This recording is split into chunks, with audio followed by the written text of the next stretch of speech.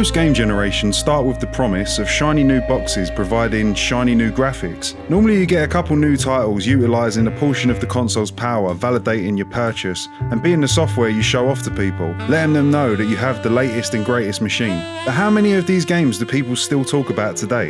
Do any of these titles end up on anyone's top 10 lists? This begs the question that's also the topic of this video.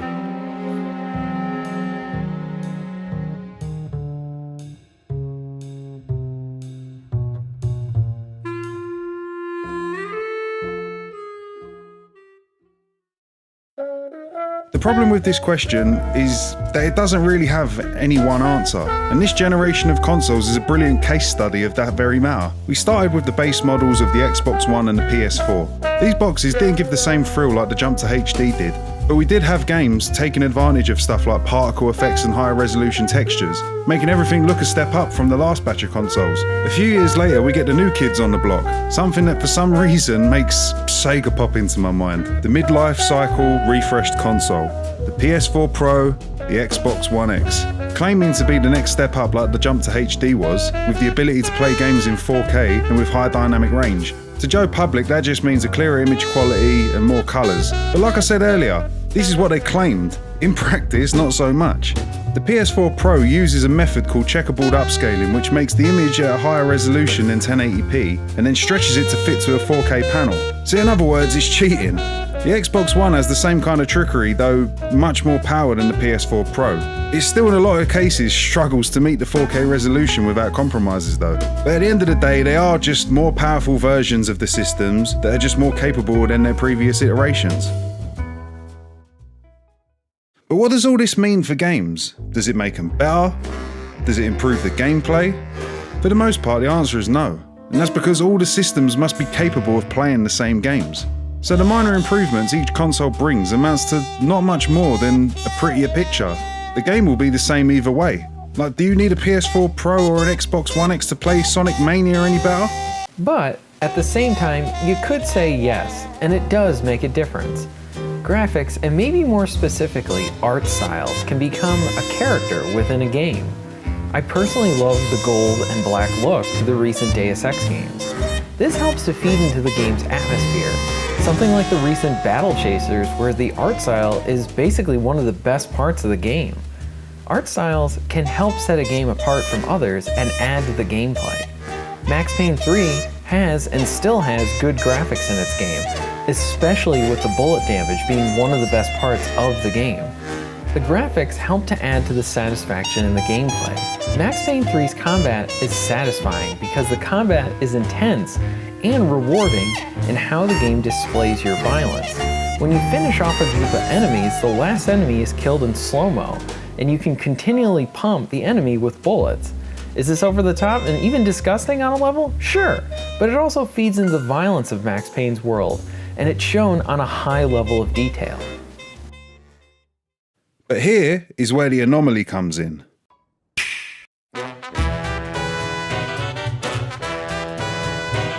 This system is vastly weaker than its counterparts, struggling to render games at 1080p.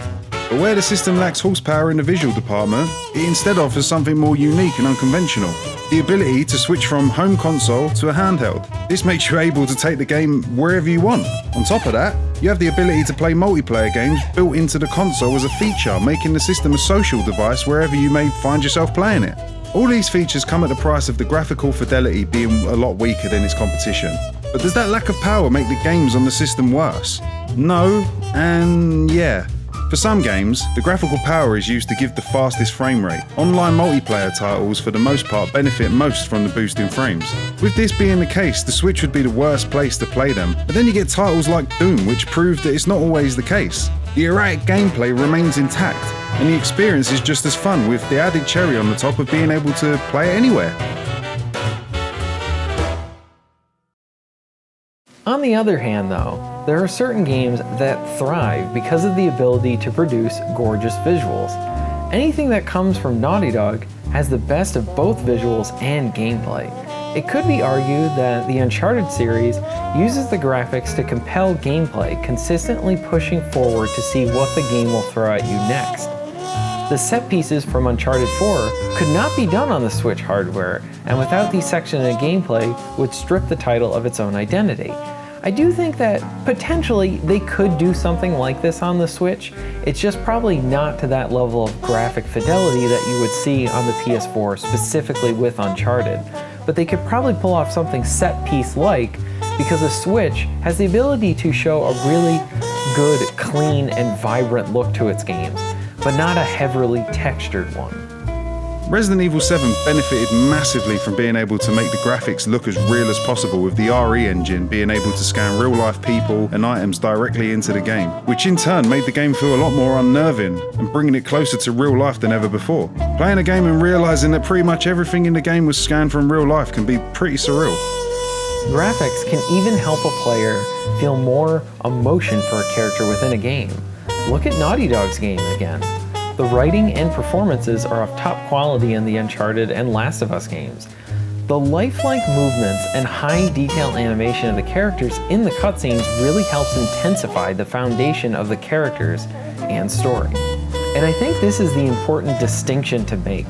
Graphics help sell the story, rather than the graphics being the focal point. In a great game, graphics, storytelling, and gameplay all work in tandem to deliver an unforgettable experience. Developers that focus solely on how the game looks will not stand the test of time, but a good story and gameplay can last forever. Well, I hope you enjoyed this video. If you enjoyed listening to Joe's voice, go check out his channel. Make sure to give him a sub. If you're not already, subscribe to this channel, give the video a like, and I'll see you in the next video.